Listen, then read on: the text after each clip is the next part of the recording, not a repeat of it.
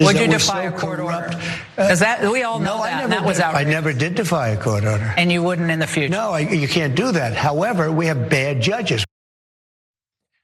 Okay, so I just wanted to remind everyone of that because that's a member of the media, ostensibly, trying to urge him, cajole him into saying, I'm not going to comply with what the judges have said. Now, in so doing, he lies and says that he hasn't defied any judges. He has already defied the judges.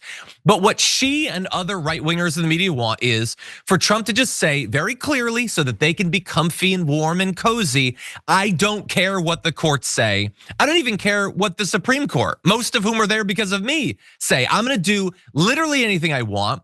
The regulations don't count, the rules don't count, the laws don't count, the Constitution doesn't count.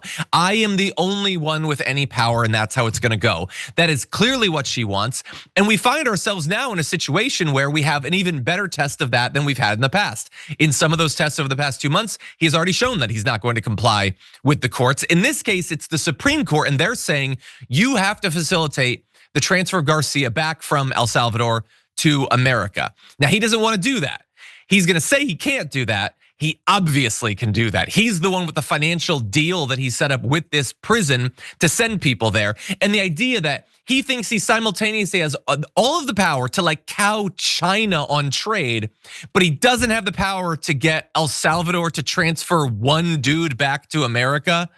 I don't quite believe it, but that's the argument they're gonna make, Brett. What do you think? There is no incentive for them to do anything about this unless we make us think about it. Like, I forget who I was watching, but it was like a surprisingly right wing. Oh no, I think it was on Joe Rogan, where the guy's like, here's the problem now. Like, they have every incentive to not share information about all the innocent people that got swept up in all of this. That's true. The only message that I'm trying to send to everybody out there is like, these guys are exactly, you need to watch out for in Donald Trump. You need to watch out for all the stuff you're complaining about normal politicians over. He's doing all of it. Like, he's making public the things he's proud to make public, and he's keeping secret all the things he wants to keep secret. And in the meantime, every secret thing that gets out looks horrible for him. And what's weird is like his supporters say like, oh, see, they're treating him so badly. By what? Telling him that they sent like a random hairdresser to a concentration, like a maximum security prison from movies like, that one where Vince Vaughn almost died after he got arrested for taking weed to Thailand. Didn't see that one. There was that one with Sean Connery. That one was pretty good. It was on a rock somewhere. But anyway, yeah, no, it's absolutely ridiculous. And again, like, so first of all, just super fast. And I ask you this because you're most likely to disagree with me. Like, objectively, 2 months in, this is way, way worse than last time, right? Yes, this is way, way worse than last time. Way more, okay. Lawless and, okay, good. We agree about that. It's way, way the better time for us to like, do all the stuff we've all been doing. I'm trying. Everybody's trying.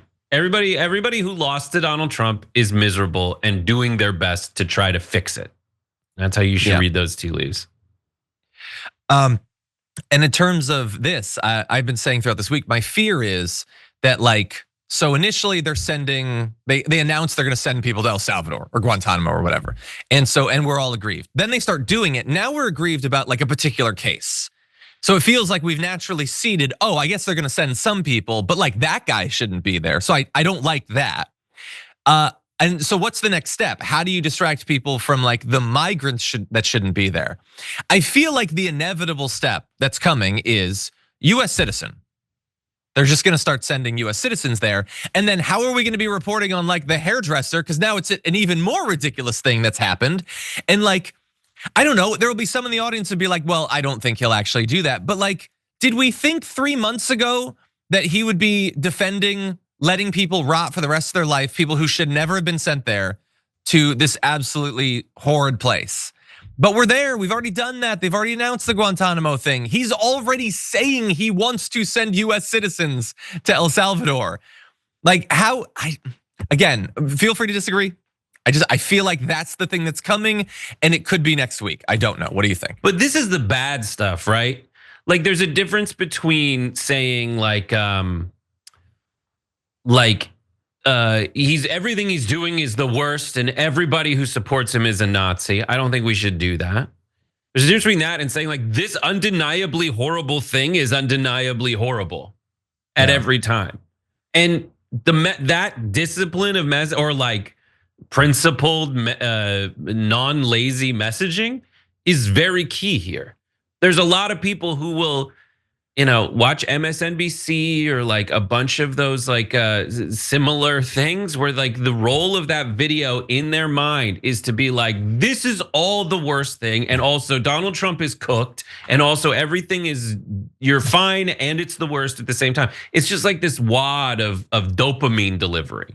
Yeah. But if you look at every single action and judge it based on its reasons, problems, and consequences, then I think you're set.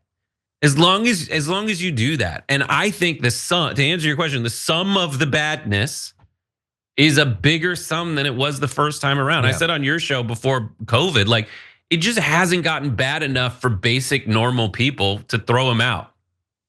Yeah, and I don't know basic normal white people. Yeah, I don't know what would have to happen for everyone people with not actual like influence me to is do abnormal, that. is what I mean. I was picking that up. I was getting that. Yeah. No, it's just the tariffs on China are 145%.